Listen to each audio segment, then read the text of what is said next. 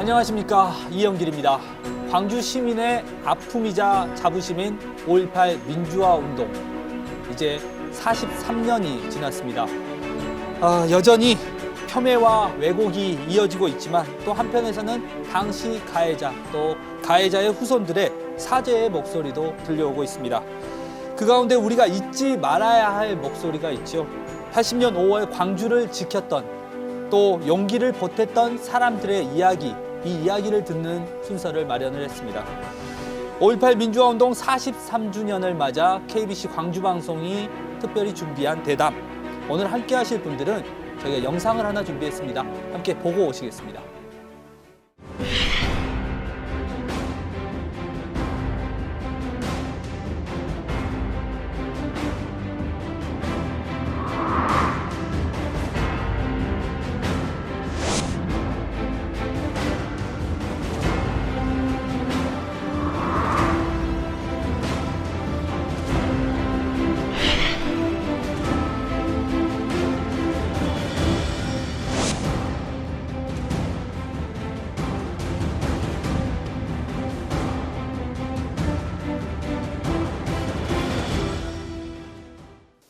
네, 오늘 세 분과 함께 할 건데요.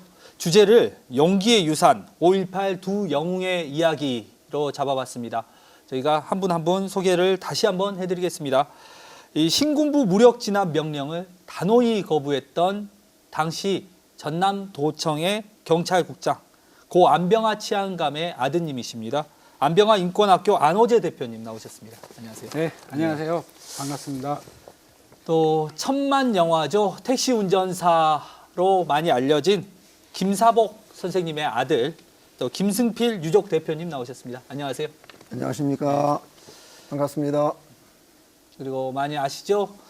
천정배 호남 민심센터 이사장님 나오셨습니다. 안녕하십니까? 예, 안녕하세요. 이렇게 세 분, 5.18 민주화 운동이 이제 43주년입니다. 어느덧 반세기가 지났습니다. 이 세 분께도 5.18, 또 광주의 5월은 정말 특별한 의미, 각별한 의미를 가지고 있을 것 같은데요. 먼저 저희가 한 분 한 분께 5.18이 갖는 의미 좀 여쭤보겠습니다. 우리 안호재 대표님. 대표님에게 5.18 어떤 의미입니까? 만약 80년 5월 달에 부친이 아니고 다른 경찰관이 부친의 자리를 맡았으면은 광주가 어떻게 됐을까 심히 걱정이 됐었습니다. 저희한테는 큰 아픔과 슬픔, 피해였지만은 경찰의 명예와 광주 시민, 대한민국을 위해서는 저희 희생이 그렇게 헛됐다고 생각하지는 않습니다. 예, 그리고 우리 택시 운전사 김사복 선생님의 아드님. 아마 이 영화가 2017년에 개봉을 했는데 2017년 이전과 이후로 이 5.18의 의미는 달라지셨을 것 같아요. 어떻습니까? 네, 그렇습니다. 영화가 상영되기 전에 5.18은 사실은 저한테 강한 메시지가 아니었습니다. 그야말로 오래전에 저가 대학 시절에 아버지한테 들었던 그 5.18이었고 영화 이후에는 그야말로 아버지가 그 당시에 말씀하셨던 얘기들이 새록새록 많이 인식이 되는 이제 그런 5.18이었습니다. 그것도 아주 세심하게 그렇게 느껴지는, 그리고 아버지가 그 당시에 항쟁의 속에서 어떤 마음이었고 그리고 어떤 상황이었는지를 마음으로 많이 느끼는 그런 달이 되고 있습니다. 예, 인생이 좀 바뀌시는 계기가 됐겠어요, 또 영화가. 네, 많이 바뀌게 됐죠. 예, 지금 이 자리에 또 같이 있으셔서 그 이야기를 같이 나눌 수 있어서 저희도 영광입니다. 네, 감사합니다.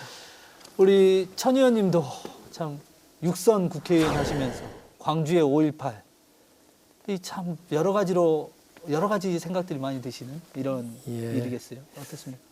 예, 우선 뭐 다 우리가 알다시피 5.18은 우리 한국 민주주의의 대들보지요. 예, 이 대들보 위에 6월 항쟁이 또 있었고 또 결국은 김대중 대통령의 당선을 통해서 우리나라 역사상 최초로 여야 간의 정권 교체가 이루어지고 이러면서 이제 민주화가 본궤도에 올랐으니까요. 그런 자랑스러운 역사지요.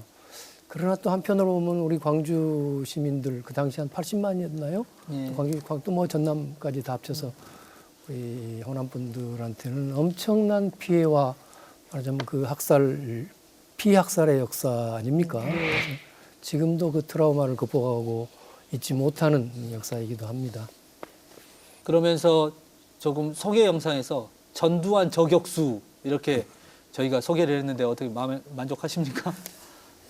제가 사실은 5.18 당시에는 경기도 수원에서 군복무 중에 있었습니다. 예.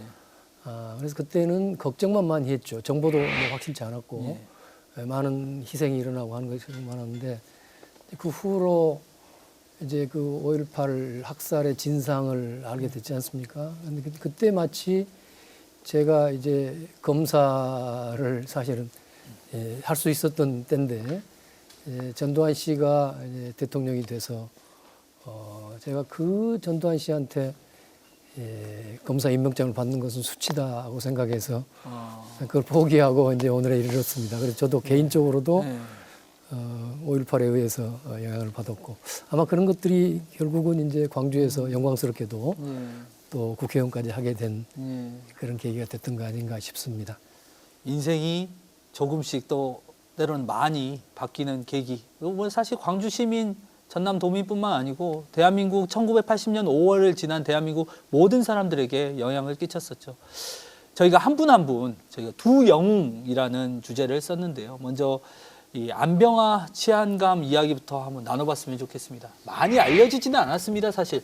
네. 안병화 치안감께서는 제가 이제 그 저희 KBC에서도 다큐를 제작을 해서 3년 전이었나요? 4년 전이었나요? 저희가 상영을 한번 했었는데 그때 당시 보니까 원래는 군인이셨어요. 6.25 전쟁 영웅이셨고 육군사관학교 8기 당시 동기로는 김종필 총리, 전 네. 총리 또 중앙정보부장을 했던 김용욱 정보부장도 동기고 그러면서 박정희 대통령이 당시 5.16 쿠데타를 했을 때 국가재건위에 같이 참여해달라라는 요청도 있었다라고 이렇게 제가 들었습니다. 맞습니까? 네. 어땠습니까? 예. 군들은 정치에 개입하면 안 된다 그러고 단호히 거절하셨습니다. 아, 그 제의가 있었나요, 실제로? 찾아왔습니다. 찾아와서 네. 했었고 80년 이후에도 정치권에서 몇 군데서 왔었고 그렇지만은 자기가 본인이 공직에 있었던 일로 해서 정치에는 입문할 수 없다 하고 다 거절하셨습니다. 아, 그러니까 그때 당시 우리 대한민국의 주류 중의 주류 또 이 육군 사관학교 출신들이 이 대한민국을 이끌었다라고 해도 과언이 아니었잖아요. 네. 천 의원님도 사실은 내가 전두환 대통령에게 그 임명장을 받을 수 없다라고 검사를 거부하셨지만 그래도 좀 변호사는 하실 수 있으셨잖아요. 아, 그럼요. 예. 근데 이 어떻게 평가를 할 수 있습니까? 참 대단한 정말 영웅이죠. 지금 말씀하신 것처럼 저도 사실은 그 사실을 최근에 알게 됐는데 육사 8기라고 그러면 그때 뭐 그 크게 무슨 고민할 필요도 없이 그냥 그때 뭐 박정희 대통령 또 뭐 김종필 씨 이런 분들하고 그냥 어울려서 했더라고 그러면은 뭐 엄청난 정말 권력과 부를 누렸을 거 아니겠습니까? 그런데 또 그때도 정치 개입, 정치 참여를 안 하고 군인의 길을 걸으셨고 또 그런 상황이었기 때문에 전남 도경국장을 할 때도 무슨 시위 진압하라고 그러는데 그냥 뭐 경찰의 임무가 그거였는데 그런 그야말로 그 당시 군부의 핵심들하고 사실은 가장 연이 잘 닿는 상황에 있었을 때 그것을 단호히 거부하고 결국 그 삶이 사실은 사적으로 보면은 그로 인한 고통으로 고문도 받고 당장 아마 해직도 되고 고문도 당하시고 결국 그 후유증 때문에 돌아가신 걸로 알고 있습니다. 이렇게 보면 이제 정말 그래서 우리가 정말 보기 드문 의인이다. 저는 또 이분이 전남 도경국장이시니까 나는 우리 호남 분일 줄 알았어요. 그런데 이분은 그것도 아닙니다. 강원도 분인데 어떤 의미에서는 호남 사람이 느끼는 광주 항쟁하고 좀 더 온도차가 있지 않습니까? 그런데 그런 분이 오셔서 그렇게 의롭게 행동을 하셨기 때문에 정말 영웅이다. 그리고 이런 분이야말로 우리 공직자의 귀감으로 앞으로 정말 선양하고 존경하고 지금 기념사업회도 하시는데 우리가 좀 국가적으로도 우리 광주 시민들이 더 나서서 이 기념사업에도 좀 앞서서 참여도 하시고 이랬으면 좋겠다는 생각을 하게 됩니다. 그러니까 80년 5월 광주가 우리 안병화 치안감의 인생을 정말 송두리째 흔들어 놓고 바꿔 놓았습니다. 당시에 이 계엄사령관도 있고 최규하 대통령도 광주에 내려와서 네. 안병화 치안감 도경 국장이니까 자 그때 당시 계엄사령관이 경찰이 무장하고 책임지고 도청 접수해라. 네. 근데 대통령 앞에서 서슬퍼런 계엄사령관 앞에서 그것도 거부하셨어요. 그 이승 계엄사령관도 6.4 8기 동기생입니다. 아, 그래요? 같이 식사도 하고 같이 사진 찍은 사진도 있고. 네. 그렇지만 그 사람들은 정권의 눈이 뒤집혀졌습니다. 친구고 동기고 없었습니다. 그 야욕에만 차 있었지. 그러나 부친은 80년 5월 5.18 현장에 있었습니다. 네. 그리고 이렇게 어느 날 내다 보니까는 어떤 아주머니, 네. 나이 드신 분들 다 서 있고 어린 자 서 있는 거 보고 25일 전에 결심을 했다 그랬습니다. 25일이라는 것은 그 일어나기 전에 25일은 이제 최규하 대통령이랑 당시에 만나는 예, 날이었고, 대통령 5월 25일 네, 말씀하신 21일 날은 이제 도청이 이제 시민군 손에 넘어가고 첫 발포가 있어요. 최초의 경찰 희생자가 발생하던 예, 날이었고요. 예.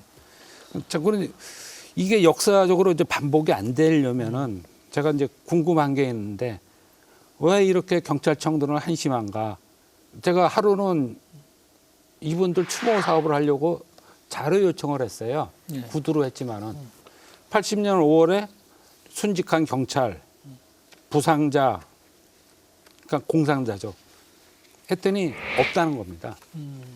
그걸 무슨 의미냐면은 경찰이 앞으로 어떻게 해야 되는지 아무 연구 자체가 없었다는 얘기죠. 그러니까 80년 5월 당시에 우리 고 안병화 치안감 외에도 네. 많은 경찰분들이 이 시위의 피해를 최소화하기 위해서 본인의 직을 내던지면서까지 네. 뛰셨는데 용기를 내셨는데 그 자료조차 없다 이런 말씀이신가요? 네, 없고 시위 현장에 있다 보면 뭐 상대가 잘하건 잘못하고 부상자가 생깁니다. 예. 그럼 그거는 기록이 남아야 됩니다. 그 자체도 없습니다. 그러니까 좀 유일하게 4명 순직자가 있었다지만은 공상 후 순직할 수도 있습니다. 그 자료조차 없고 연구조차 안 돼 있는 겁니다. 최근에서야 이제 의원 면직이 취소가 됐어요. 안병화 치안관께서도. 근데 제가 이 경찰관의 지금 현실을 알려드리겠습니다. 예. 저희 부친 경찰 최고의 영웅 예우를 받습니다. 예. 그런데 작년 2022년에 밀린 급여 받았습니다. 그러니 다른 분들은 오죽하겠습니까? 예. 최고의 영웅이라고 예우해주는 사람한테도 이 정도니. 그러니까 경찰도 좀 이제 좀 달라져야 됩니다. 시대에 맞게. 안병화 치안감께서 88년도에 고문의 후유증으로 돌아가셨죠. 네. 그 마지막에 이제 비망록을 작성하시면서 당시 그 퇴직 당하신 경찰관들의 이름을 이렇게 적으셨다라고 제가 들었습니다. 네. 몇 분 정도 되시고 그분들이 또 어떤 명예 회복이라든지 이런 것들을 순조롭게 이루어지고 있는지 그런 것도 좀 궁금하네요. 88년 10월 좀 지나서 국정감 이제 지인으로 채택이 됐습니다. 증인 채택. 네. 예. 그래서 아마 부친이 그걸 하고 대비해서 쓰셨나 봐요. 예. 근데 겁이 나시니까는 그거를 쓰시다가 아무도 없으면 좀 쓰시다가 감춰놓고 그걸 장롱 밑에 감춰놨습니다. 아, 우리 치안관께서도 그게 겁이 아직도 나시는 8년이 지났는데도. 네. 어, 그게 저기 보안소에 끌려간 사람들의 똑같은 트라우마입니다. 예.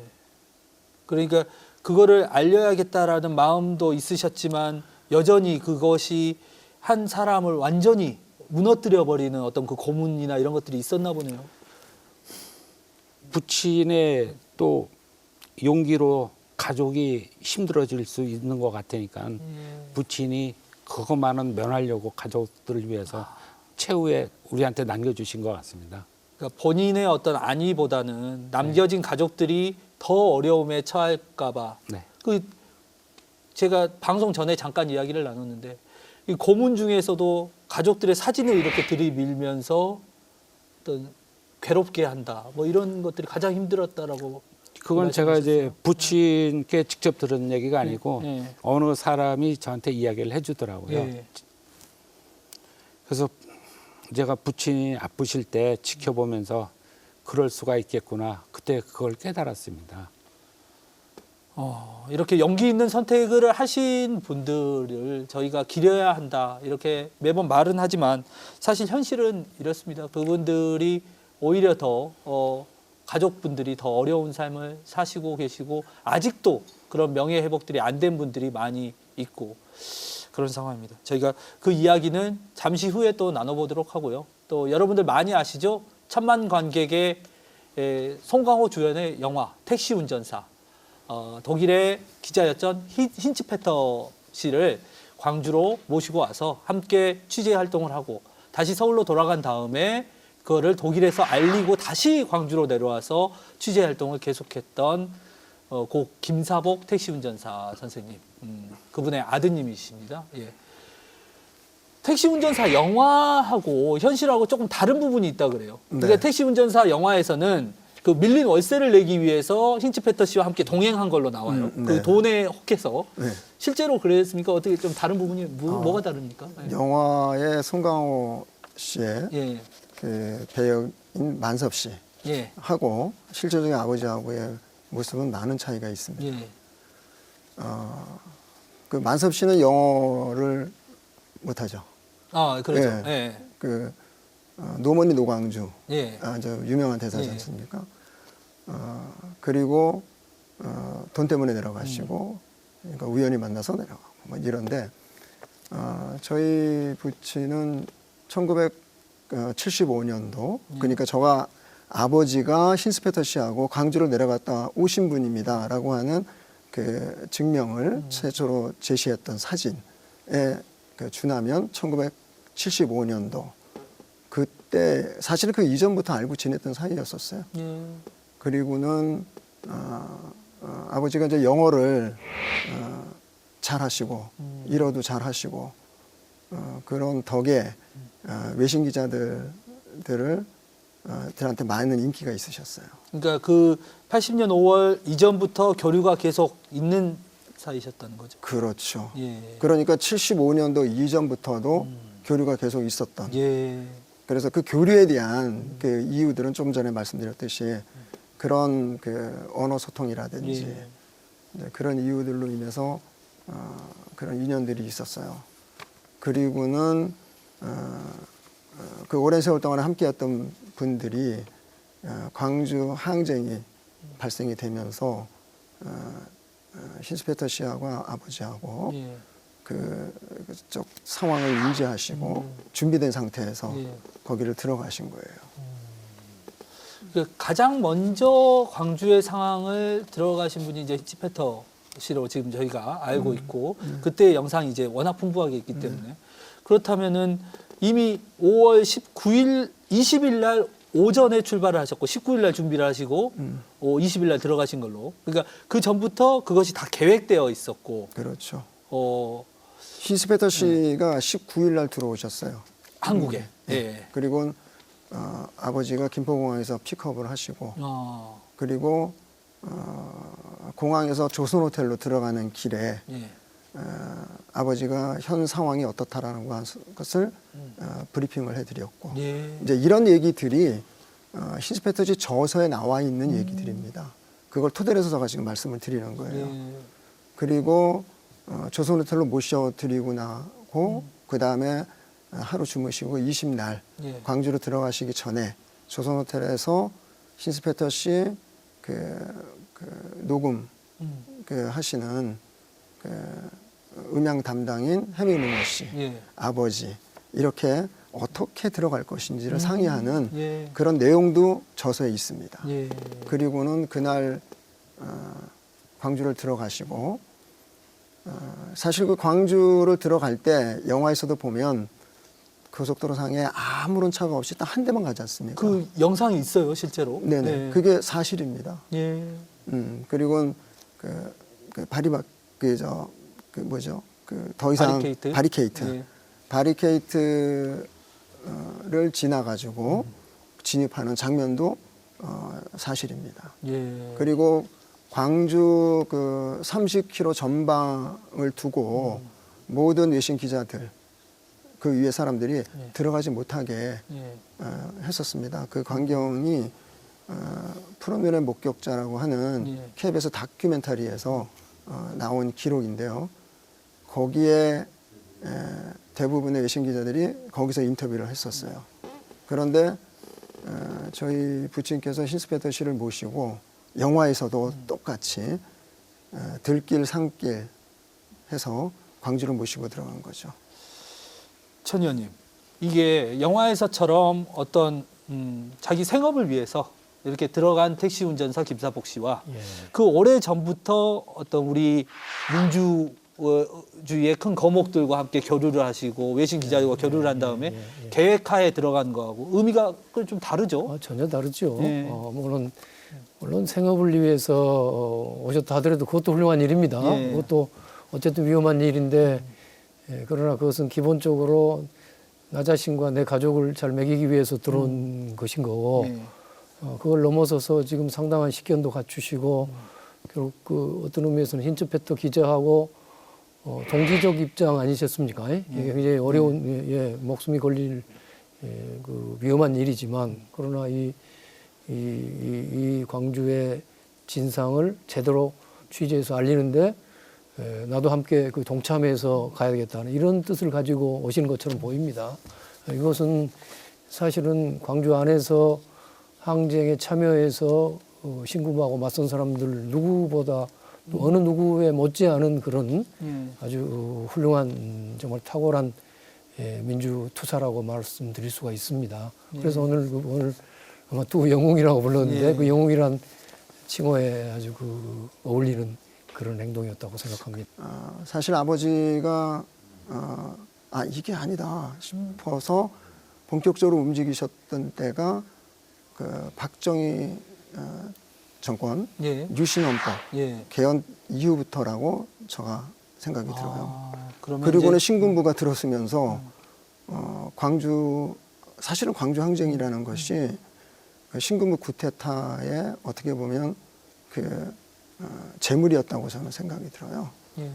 그야말로 유도를 하고 그리고는 결국은 살기 위한 광주 시민들이 살기 위한 항쟁이었었단 말이에요. 그거를 목전에서 보신 저희 아버지께서 그 인권적인 의식과 민주의식이 있는 분이 넘길 수 없었던 현상이라고 봐야죠. 그래서 20일 날 들어가서 20일 날 나오시고 23일 날 다시 또 힌스페터씨가 또 들어가십니다. 예. 그 자리를. 그리고 3박 4일 동안 같이 취재하시고 26일 날 나오세요. 광주의 5월을 경험하신 김사복 선생님, 그 이후에 이제 1984년에 돌아가시기까지 네. 굉장히 술로 하루하루를 보내셨다라고 다른 인터뷰에서 말씀하셨습니다. 네. 그때 뵀던 아버님은 어떤 모습이셨고 어떤 말씀을 좀 하셨습니까? 제가 그 시절에 예. 군대에 있었었어요. 그렇군요. 군대에서 주로 들리는 얘기는 아버지가 술로 하루하루 세월을 보내신다는 거예요. 사실 아버지 술 드시면 안 되셨던 분이거든요. 지병이 있으셨나요? 네, 그 전에 이제 있었어요. 아. 그래서 다 고치고 새로운 삶을 사시는 동안에 저희 그때 참 행복했었거든요. 예. 아버지가 건강하시고 해서. 근데 이제 광주를 다녀오시고 난 후에 그렇게 이제 술로 세월을 보내셨어요. 그리고 그 당시에는 제가 많이 아버지를 원망도 했었어요. 그런데 이제 영화 상영 후에 그 아버지의 그 모습이 트라우마라고 하는 것을 인식하면서 제가 정말 하루 펑펑 울은 적이 있었어요. 우리가 길거리에 교통사고 난 사람을 한 번을 봐도 하루 이틀은 가지 않습니까? 그렇죠. 그런데 전쟁터 같은 데서 그 많은 사람들을 돌아가신 분들을 보고 어떤 마음이 있으셨겠어요. 그래서 이후에 저희 그 아버지하고 같이 지냈던 그 지인으로부터 제가 이제 증언도 들었는데 죽을 뻔했다. 아, 참 힘든 곳을 다녀왔다. 이러고 같이 술도 마시고 뭐 이랬었습니다. 그럼 지금 5.18 유공자로 영화 이후라도 좀 어떻게 등록이 되셨나요? 아니요. 지금 저희 아버지는 예, 구묘로 예. 이장할 수 있는 승인은 받았습니다. 구묘역. 구묘역. 현재, 예. 광주 구모역. 예. 그런데 저가 바람은 힌스페터 씨하고 나란히 모시는 게 저희 바람이에요. 지금 힌츠페터 씨의 유품이 묻혀 있는 곳과 함께, 그 옆에 네네. 예, 같이. 그런데 지금 현재 힌스페터 씨의 주변 환경이 예, 그다지 그렇게 좋지 않습니다. 예. 그래서 제가 승인이 났는데도 불구하고 지금 못 모시고 있는 중이에요. 예. 그래서 광주시에서 이번에 이제 성역화 사업을 하신다고 예. 그렇게 하셔서 성역 사업이 이루어지고 난 후에 아버지도 유품으로 나란히 모시는 그런 일을 계획하고 있습니다. 5.18 유공자로 충분히 이 김사복 선생님 같은 경우는 충분히 우리가 예우해드릴 수 있지 않습니까? 예, 어떻습니까? 또 그렇게 보입니다. 예. 벌써 이제 또 곧 이번에 제 8차라든가요. 예.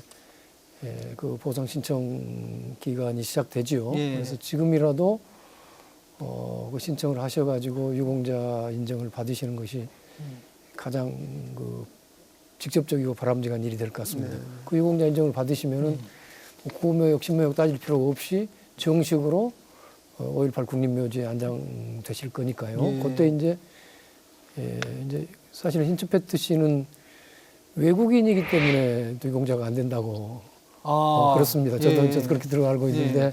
그것도 사실은 입법의 미비가 아닌가 싶습니다. 예. 차제 좀 그 보상법을 바꿔서 5.18 유공자에 꼭 뭐 한국인일 이유가 없잖아요. 그렇죠. 예. 그래서 가능하면 힌츠페트 씨도 유공자가 되시고 해서 두 분이 지금 원하시는 대로 나란히 이 국립묘지에 함께 안장되시면 참 좋을 것 같다는 생각을 해봅니다. 힌츠페터 씨는 현재 외국인이기 때문에 유공자로 인정이 안 되셨고 우리 김사복 선생님은 뭐 유족들이 신청을 안 하셨고 그 전에는 사실 그 실상도 잘 모르셨고 네. 맞죠? 예. 이제 유공자로 한번 신청을 해보실 생각은 있으신 거죠? 네네. 그런데 우리 안병화 치안감께서는 5.18 유공자가 아니시죠? 반납을 하셨던가요? 네. 그 이야기도 좀 듣고 싶네요. 좀 네. 재밌는 일이 있었는데 네. 저희 부친이 돌아가시고 17년 만에 국립묘지를 가게 됐어요. 네. 근데 이 보훈처에서 좀 떨떠름하게 하더라고요. 저희는 가진 거 없어서 자존심은 있거든요. 그래서 저 대전에나 모시라 그러더라고요. 그러냐. 그래서 제가 이제 몰래 식구들 데리고 5.18 묘역에 왔어요. 예. 그때 광주 어느 분이 5.18 묘역에 모시겠다. 한번 연락이 와서 그럼 이제 결정을 해야 되니까 예. 부친이 원하던 국립묘지를 가느냐 아니면은 5.18 묘역이라도 할 수 없이 가야 되느냐. 그러니까 이제 보훈처하고 이제 상담을 하던 경찰청에 이제 통보를 했죠. 예. 부친이 가고 싶었던 국립묘지 거기 경찰 묘역 자리가 있어요. 예. 거기가 비어 있었거든요. 그 자리 아니면은 우리 부친을 광주 5.18 묘역에 모시겠다. 그때는 그 다음날 바로 전화가 왔더라고요. 예. 국립묘지에 모셔도 된다고. 아. 그런 좀 우스운 일이 한 번 있었어요. 예. 근데 이제 5월의 유공자로서의 어떤 그 자격은 충분히 갖추셨잖아요. 그래서 예. 94년도인가 유공자 된지도 몰랐어요. 예. 광주시청하고 재판에서 이제 승소를 해서 피해액을 좀 받았어요. 예. 그때는 뭐 2000 몇 년도인가 갑자기 5.18 유공자가 됐다고 증서가 날라왔더라고요. 예.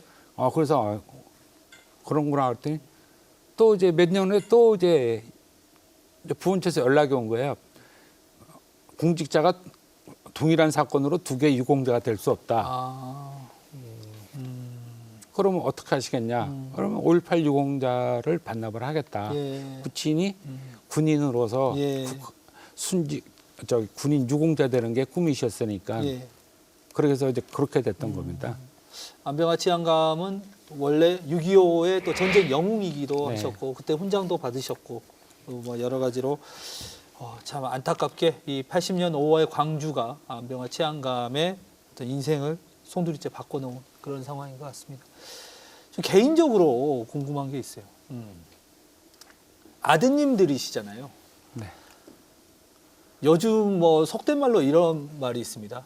내가 아빠 아들로 내가 재벌이 되는 방법. 우리 아버지가 열심히 일 안 해가지고 내가 가난하다.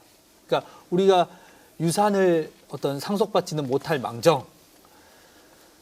안병화 치안감께서는 이미 사회에서 권력과 부를 누릴 수 있는 자리를 내팽개친 거 그래 좋아 아버지의 뜻이 그러시다면 그럴 수는 있는데 아니 이렇게까지 가족들을 어려움 속에 내몰아야 하나 이런 원망들이 있으시지 않으셨습니까 혹시? 원망이 없었다는 게 거짓말이고요. 네. 나도 이제 사람인데 풍족하고 여유롭게 살고 싶지만은 아버지에 대한 내용을 제가 이제 좀 크면서 알게 된 다음부터는 제가 이제 가진 건 없어도 모진 거를 이 부친 명예회복에 다 쏟아 넣었어요. 그러니까 우리 집 같은 경우는 월세 살면서도 집 사람이 쌀 살 돈이 없어서 외상으로 먹고 살더라도 이 일을 포기 못하고 40몇 년째 한 거죠. 그래서 이 일을 하게끔 유일한 이제 우리 그 시아버지 팬인 우리 집사람이 고생을 진짜 많이 했죠. 나야 뭐 당연한 고생이지만은 집사람 무슨 죄가 있어가지고. 아이고. 안병화 치안감 정도 되면 의원님 저희가 5.18 정신 계승 이런 사업들을 많이 하지 않습니까? 예, 예. 충분히 어떤 공직자로서 기감이 될 만하고 저희가 예. 그거를 어딘가에서 가서 보고 배우고 할 수 있는 그런 공간이라도 할 수 있지 않을까요? 왜 지금까지 안 된 거죠? 예. 우선 저도 책임을 느낍니다만 우선 우리가 그 신상을 잘 몰랐잖아요. 그랬죠. 예, 예. 또 모르고 또 거기에 이제 약간 이제 처음부터 말하자면 그 편으로 보면은 우리 시민군 편에 있었던 분이 아니고 사실은 네. 진압 당국에 있었던 그렇죠. 분이시니까 그것이 아무래도 이제 그 알려지기 굉장히 어려웠을 것 같습니다. 지난 일은 지난 일이고 지금이라도 이런 일들을 우리 광주의 지도자들이 앞장서서 이거 꼭 그야말로 선양하는 사업을 더 해야 되겠습니다. 지금 아까 기념사업회도 만들어졌으니까 사업회도 좀 우리가 잘 되도록 좀 도와야 할 것 같고요. 또 그건 어찌 보면 또 광주 전체 5.18 문제에 관해서는 그것은 좀 주변부 아닙니까? 그건 개별적으로 하는 일이니까요. 예. 전체 광주 5월을 선양하고 명예회복하고 이 광주 사업, 광주 항쟁 기념 사업의 일환으로 좀 비중 있게 이렇게 다뤄야 한다고 그런 생각이 듭니다. 저도 이제 좀 전에 여기서 이제 저희 부친을 소개하면서 5.18의 영웅이라고 이제 하셨는데 영웅이라기보다는 본인의 본분을 다한 사람이거든요. 그리고 80년 5월에 경찰관은 부친만 있지 않았습니다. 광주에만 한 2천여 명이 있었습니다. 예. 그분들에 대한 평가 아직 이루어지지도 않았습니다. 그분들 각자 다 영웅입니다. 예. 근데 영웅 예우받은 사람 아무도 없습니다. 그 당장 우리 안병화 치안감이 돌아가시기 전에 비망록을 통해서 당시에 퇴직한 강제로 퇴직을 당하신 분들을 한 분 한 분 적으셨다고 그래요. 네. 그분들은 어떻게 명예회복이 좀 아니 아무도 없습니다. 유일하게 그 이중근 목포 서장님. 예. 그분은 제가 어떻게 하다 이제 방송국 작가들이 이제 내가 글 쓴 내용 제가 페이스북 활동을 많이 했었는데 예. 그 내용을 보고 연락이 왔어요. 예. 궁금한 얘기 Y에서. 예. 그런데 촬영을 하는데 이제 참 기가 찬 거는 이건 경찰 선배에 대한 명예에 관한 건데 경찰청에서 이 방송국을 안 도와줬어요. 그 흔한 연락처도 안 알려줬으니까. 근데 저는 관심을 가졌기 때문에 그분의 고향 어릴 때 살던데 그걸 메모해 놓은 게 있었어요. 그러니까 다급해가지고 PD가 그거 하나 들고 그냥 내려간 거예요. 내려가서 수소문해서 찾아낸 거예요. 친척집을. 예. 그래서 그 유가족을 찾아가지고 이제 방송 며칠 남겨놓고 마감을 할 수가 있었죠. 예. 그분들의 삶은 어떠하던가요? 억울함을 안고 살다가 근데 참 이거 이 말씀드리기 뭐하는데 그럼 결과가 어떻게 됐냐? 예. 그래서 분이 파면이었다가 이제 그 파면 취소 처분 받고 밀린 급여를 받았어요. 예. 그 경찰서장급인데 좀 창피한 얘기지만 한 2천 몇백만 원 받았을 거예요. 급여가 몇 년치를 받은 그 당시 거로 줬으니까. 아, 그 당시 기준으로 하니까요. 네. 정신적인 뭐 위자료 그런 거 아무것도 없고. 그 저희 말씀 들으니까, 부친도 최고의 영웅이라는 예, 사람을 예, 예. 42년 만에 급여를 주고 예. 그것도 이제 할 수 없이 좀 더해서 준 게 좀 있어요. 이게 국가 권익위원회선가 그 조사 그 보고서를 제출하니까는 예. 그게 지금 경찰관들의 현실이거든요. 지금 말씀하신 부분도 이제 저희도 사실 잘 몰랐던 일 네. 아닙니까? 그래서 지금도 사실은 광주 5.18 진상규명위원회가 활동을 하고 있습니다. 네. 또 한편으로는 아까도 말씀드렸지만은 이제 다시 한번 보상 신청 기간이 앞으로 곧 시작될 예정이잖아요. 그러니까 이분들, 예, 그 안치환감처럼 그때 그 진압을 거부하고 그런 분들이 계시다면 그분들에 관한 진상도 조사하고 또 보상도 신청해서 받을 수 있는 그런 절차를 지금이라도 취할 수 있었으면 좋겠다는 생각. 아니 연락이 왔었어요. 예. 그래서 그 당시 아까 얘기했지만 피해를 주려고 노력했던 공무원들, 경찰, 군인들. 근데 그 중요한 거는 국방부하고 경찰청에서 자료를 줘야 되거든요. 예. 그러니까 제가 몇 년 전에 이제 그런 활동을 많이 할 때 경찰청에 자료 요청을 했더니 전화가 왔어요. 그분들 다 자진해서 사표 썼습니다. 그래서 제가 대답을 했죠. 어느 미친놈이 40 후반 50 초반에 자진해서 사표 쓸 사람이 누가 있냐. 한 집안의 가장들인데. 그랬더니 재조사 들어간다더니 몇 년 지났는데 연락조차 없죠. 아직까지요. 그러니까 그 이제 개인 차원에서 이제 그 당국을 상대로 하면 그런 일이 있을 수 있겠지만 네. 어쨌든 이것을 진상조사위원회에 진상조사 요청을 하면서 진상조사위원회는 지금 공권력을 갖고 있는 기관입니다. 거기서 그런 관계된 곳에다 자료도 요청하고 조사할 수 있는 길은 좀 더 원활한 길이 있을 것으로 보입니다.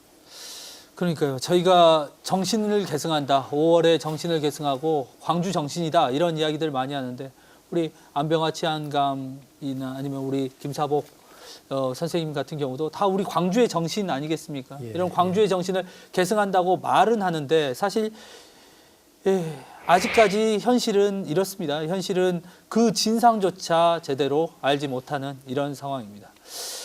저희가 이 부분을 계속해서 팔로우를 해야 될 것 같고요. 네. 다음 주제로 좀 넘어가서 이제 사과의 이야기를 좀 해보고 싶어요. 그래서 사실은 지금 전두환 씨의 손자인 전우원 씨, 또 노태우 전 대통령의 아들인 노재현 씨가 와서 계속 5.18 묘역을 참배하고 그 사죄의 이야기를 합니다. 우리 김 선생님께 먼저 여쭙겠습니다. 이런 사죄의 움직임들 어떻게 좀 보고 계시고 어떤 움직임으로 나아갔으면 좋겠다 생각하시는지요? 먼저 전두환 씨 손자 전우원 씨. 예. 그분 영상을 제가 참 많이 접했었어요. 예. 그리고는 그분이 그리스도인이신데 예. 진정으로 신앙인으로서 회개하는 그런 모습이 너무너무 저한테는 큰 감동이었었습니다. 예. 저도 아이를 가지고 있는 부모로서 그 아이가 부모로부터 받았던 그런 상처들이 나이가 들어서 깨우쳐지고 그것을 회개하면서 고통받아하는 그 모습이 너무너무 가슴이 아팠어요. 그리고 제가 많이 울었습니다. 저도 많이 울었어요. 그리고는 한편으로는 그분한테 또 많은 것도 배우고요. 잘못을 뉘우치는 것, 회개라는 게 이런 거구나. 그런 것도 제가 그분으로부터 많이 배웠습니다. 그리고 저도 또 돌아보는 시간이 되었기도 하고. 그리고 또 한편으로는 욕심으로는 사실은 그때 가해자들, 그 욕망의 어떠한 충족을 위해서 많은 사람들을 희생당하게 했던 그 가해자들이 이제 그분과 같이 좀 깨닫고 뉘우쳐서 회개하는 그런 좀 이제 시간이 되었으면 하는 큰 바람이 있습니다. 예. 우리 안호재 대표께서는 더 이게 노재현 씨라든지 이런 분들은 삶의 궤적이 비슷할 거 아닙니까? 군인의 아버지, 또 그리고 어떤 공직자의 아버지를 둔 아들. 근데 전혀 다른 삶을 살아오게 됐고요. 제가 이번에 그 친구들하고 같이 방송을 했으면 하고 싶었던 게 있었어요. 예. 제가 몇 년 전부터 어디 강연이나 어디 이제 행사 가면은 특히 전라도나 광주 지역 예. 그 관중분들께 큰 절을 올립니다. 죄송합니다. 부친 대신해서 절을 합니다. 뭐냐면은 부친이 투병하시는 동안 광주에 한 번에도 오실 수 있었는데 안 가셨어요. 예. 광주 시민을 지키지 못했다는 죄책감 때문에요. 경찰 총수로서. 그 다음에 내 그 친구들하고 왜 같이 절을 하려고 그랬냐면은 다 본인이 알고 이제 부친, 할아버지 얘기인데 우리 부친은 광주 시민을 지키지 못해서 죄송합니다. 그 두 친구들도 진정한 마음이 있다면은 광주 시민 아버지, 할아버지를 대신해 사과드리고 싶습니다고 가 셋이 큰 절을 올리고 싶었어요. 가해자의 그 후손들 또 어찌 보면 피해자의 후손으로서 같이 네. 이렇게 한번 우리 부친은 광주 시민을 못 지켰고 아니 예. 그 두 한 사람 그 아버지와 할아버지는 광주 시민을 이제 학살하는데 큰 그걸 했고 네. 그렇지만 그 두 가족들은 아무도 사과한 사람이 없거든요. 예. 그래서 제가 하고 다니는 게 그거 이제 사과하는 인사하러 다니니까는 같이 셋이 한번 진정성 있게 한번 우리 사과해 보자. 그러면 서로 마음이 편해질 거다. 예. 그걸 하고 싶었었습니다, 사실은. 천 의원님, 저희 사회에 사실 이 5.18 이 사과란 무엇인가라는 질문도 던지게 해요. 그러니까 당사자가 아닌 그 후손들이 혹은 그 가족들이 사과를 한다는 의미. 또 이 사과를 또 어떻게 우리 사회가 받아들여야 되는지. 예. 예. 이제 전두환 씨는 5.18 학살의 최고 원흉인데 예. 평생 뭐 대통령으로 벌써 뭐 7년인가를 하고 뭐 권력자로 살았고 호의호식하고 살았잖아요. 그렇죠. 예. 또 뭐 사죄는커녕 뭐 조비오 신부님에 대해서 명예훼손을 하고 뭐 이렇게 2차 가해까지 지금 하다가 지금 세상을 떴지 않습니까? 그렇습니다. 예. 참 그냥 안타까운 일입니다. 예. 그런데 이제 그 손자가 사과를 했다고 해서 그것을 할아버지의 사과로 볼 수는 없겠죠. 그렇죠. 사과할 방법 없으니까 그건 좀 구분해야 될 것 같고요.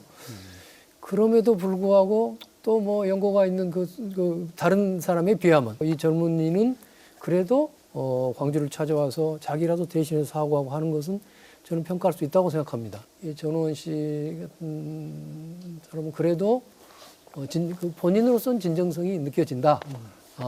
자기 할아버지의 대신 사과는 안 되겠지만 그래도 그걸 보면서 다소나마 우리 광주의 희생자들이 그래도 뭐 약간의 위안을 얻었으면 하는 바람이고요. 또 무엇보다도 우리 그 피해자와 시민들께서 좀 그분들을 갖다가 이게 좀 넓게 포용도 해주시고 해서 저는 참 자랑스럽습니다. 예, 그 사과의 의미까지 좀 짚어봤는데요. 이제 사실 5.18이라는 것은 앞으로 나아가야 되는 미래의 과제도 또 가지고 있습니다. 그래서 여러 가지 말씀하셨습니다. 안병화 치안감께서는 본인 외에 여러 경찰들의 명예를 다시 회복하고 그 정신을 기르는 사업들을 계속 하시는 역할들을 하고 계시고요. 또 우리 김사복 택시운전사처럼 이렇게 숨겨진 분들, 5.18 당시에 의인으로 활동하셨지만 끝내 본인이 이야기하지 못하고 본인의 활동을 그렇게 사라져 가신 분들이 지금 영화로 나타나서 세상에 다시 태어났을 뿐이지 그 전에 얼마나 지금도 얼마나 많겠습니까? 네, 맞습니다. 이런 진상 규명 또 용서와 화해 그 다음이 이제 우리 미래입니다. 그래서 천 의원님께 다시 한번 좀 질문 드리고 싶은 게 있어요. 지금 우리 사회에서 지금 43주년 기념식에서 5.18 정신을 헌법 전문에 넣어야 된다. 이런 이야기들이 다시 한번 들끓고 있습니다. 그런데 또 한쪽에서는 이게 헌법 전문에만 넣는다고 뭐 의미가 있냐? 또 어떤 그 다른 방식으로 또 할 수 있는 방법이 있지 않겠냐? 이런 이야기들이 있는데 의원님의 생각은 어떠십니까?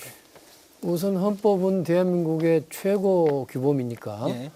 그 헌법에 5.18이 정식 들어간다는 것은 그 매우 중요한 일이죠. 개별 법하고는 좀 수준이 다르잖아요. 지금 헌법 전문에 보면 뭐 이제 상해 임시정부로부터 지금 4.19 예. 다 들어가 있지 않습니까? 예. 그러니까 그렇게 준하는 위상을 가지게 되는 거니까 그 중요한 문제라고 생각합니다. 또 한편으로는 개헌이라는 지난한 절차가 있긴 하지만 마침 윤석열 대통령이 헌법 전문에 넣겠다고 약속을 했기 때문에 예. 윤 대통령이 실제로 그 진정한 의사가 있다고 그러면 원포인트 개헌이라도 하겠다고 나서면 그 국민의힘에서 찬성할 것이고 예. 그러면 민주당으로서는 반대할 이유가 없지 않습니까? 예. 그러면은 손쉽게 사실은 할 수 있는 일이기도 합니다. 그런 점에서 저는 그건 상당히 중요한 과제라고 생각하고요. 그러나 이제 그것만에 그쳐서는 안 되고 여러 가지 다른 아직도 많은 과제들이 있습니다만은 제가 우선 그보다도 손쉽게 생각해 볼 수 있는 것은 지금도 그 광주 보상법이 돼 있지 않습니까? 예. 그럼 배상으로 고쳐야 합니다. 어. 보상과 배상이 왜 다른가 하는 건 다 아시죠? 예, 법률적으로. 그렇습니다. 그거는 그 내란 행위, 광주 학살의 불법성을 인정한다면 그로 인한 그것은 배상이 되는 겁니다. 예. 그러니까 그걸 지금은 정치적 타협으로 보상이라고 돼 있는데 이거를 배상이라고 고쳐야 한다고 생각합니다. 이것은 민주당이 다수당이니까 민주당에서 당장이라도 했으면 좋겠다는 생각입니다. 예. 그걸 설마 윤 대통령이 뭐 거부할 이유는 없지 않겠습니까? 그래서 그런 것도 있을 수 있고요. 또 여러 가지 자잘구레한 과제들, 뭐 자잘구레보다도 지금 현안이 되는 과제들. 지금 바로 어제 암매장한 사람들을 뭐 해남 쪽인가요? 야산에 예. 묻었다는 것도 일부 나왔지 않습니까? 유골들을 확인했죠. 예. 그런 문제를 이제 진상들도 이제 그 일종의 이제 진전이 있는데 진상조사위원회 지금 기간이 끝나가고 있지 않습니까? 아마 올해 말로 그 기간이 끝나는데 예. 그 기간을 좀 연장해서라도 더 철저한 진상규명을 할 수 있게 하는 거 이런 것들이 현실적으로 해야 될 것 같고요. 이제 저는 이제 또 하나 좀 중요한 문제는 아까 이제 그 전우원 씨 같은 후손 이야기도 했습니다만은 이 과거에 보면은 뭐 이완용이라든가 이런 일제하 반민족 행위자들은 어느 정도 역사적 단죄를 뭐 재판은 그때는 안 받았지만 예. 그들이 반민족 행위 대가로 얻은 재산은 후손들한테 다 상속돼가지고 그렇죠. 후손들이 그걸 예. 즐기고 좀 있는 거 아닙니까? 예. 그런데 그거를 불과 2010년 이전에 그쯤에서 일제하 반민족 행위자 재산 국고 귀속에 관한 법률을 만들어서 그것을 국가가 말하자면 몰수를 했습니다. 예. 근데 그것을 이제 내부적으로 본다면 5.18 내란 행위자, 헌법을 파괴한 행위자들의 본인은 지금 이미 그 전두환 씨 같은 경우는 죽었지만 예. 그 아까 자식들과 부모들은 지금 그 재산을 지금 부당하게 들고 있는 거란 말이에요.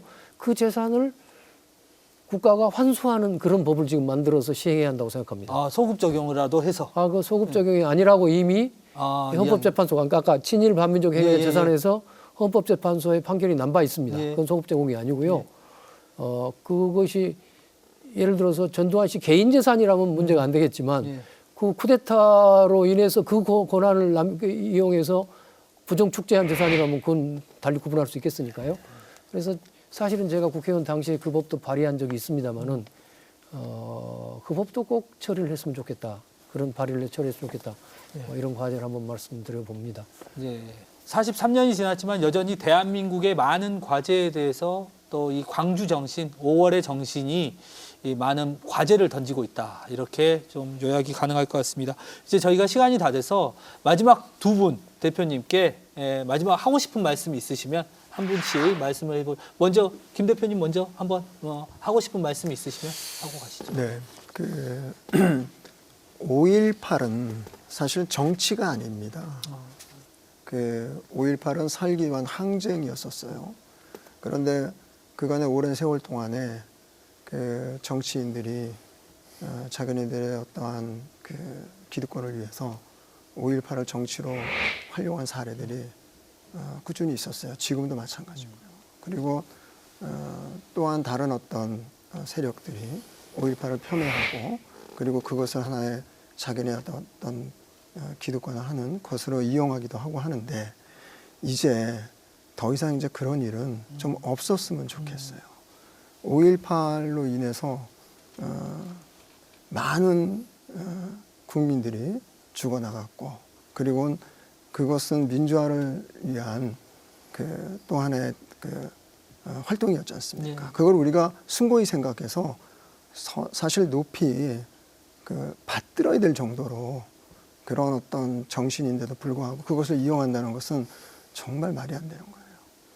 그래서 더 이상은 5.18의 정신이 훼손되는 그런 일들은 좀 이제 단절했으면 좋겠습니다. 예, 5.18 정신이 그로 인해서 또 많이 왜곡되는 측면도 우려하시는 것 같습니다. 네네. 우리 안 대표님 마지막으로 좀 한 말씀 부탁드리겠습니다. 저 정부에다 부탁드리고 광주시청에 부탁드리고 광주 시민께 부탁드리겠습니다. 80년 5월 전남 경찰관들은 죄인이 아닙니다. 그러나 시민을 지키지 못했다는 죄책감에 지금도 어디서 거의 숨어 지내십니다. 다른 사건이 터지면은 많은 경찰관들이 그 당시에 일지를 공개합니다. 그러나 지금 거의 경찰관들이 쓴 일지는 내가 알기에는 지금 한두 번밖에 사람들이 기증을 안 했습니다. 안병화 그 당시 국장 아들로서 경찰관 분들께 부탁드리겠습니다. 당신네들은 죄인이 아닙니다. 하나의 영웅이었습니다. 정부에 부탁드립니다. 이분들이 정당한 영웅 예우를 받을 수 있게 도와주십시오. 그리고 광주시청에 부탁드리겠습니다. 80년 5월 25일은 경찰로서는 아주 의미 있는 날입니다. 부당한 지시를 거부한 날이 5월 25일입니다. 광주에서만이라도 그날을 기록하고 축복할 수 있도록 도와주십시오. 감사합니다. 네, 저희 이 두 분뿐이겠습니까? 시민 한 명 한 명의 용기가 모여서 현재 대한민국의 민주주의를 만들고 2023년 대한민국이 여기까지 왔습니다. 자, 시간 관계상 오늘은 여기까지 듣도록 하겠습니다. 5.18 43주년 특별대담 용기의 유산 5.18 두 영웅의 이야기 여기서 마치겠습니다. 시청해 주신 여러분 고맙습니다. 세 분 함께해 주셔서 감사합니다. 감사합니다.